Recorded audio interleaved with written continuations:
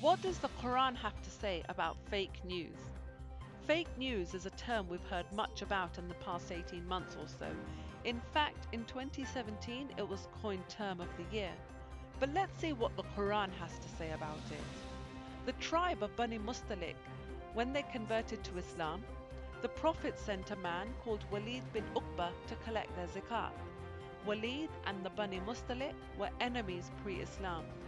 But when they heard he was coming, they came out to greet him out of respect for the Holy Prophet and Islam.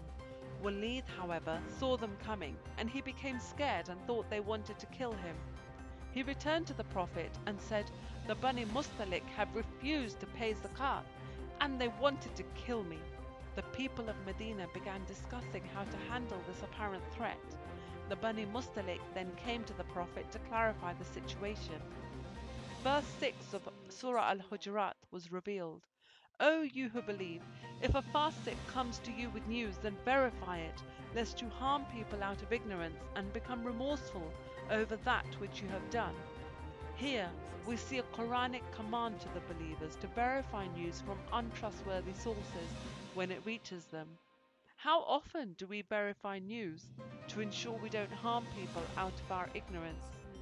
In his tafsir of these verses, in his book The Islamic Moral System, Ayatollah Jafar Sobhani says, in some important issues we have been commanded to take 2 or even 4 adil or just witnesses. These witnesses also have to meet some preconditions.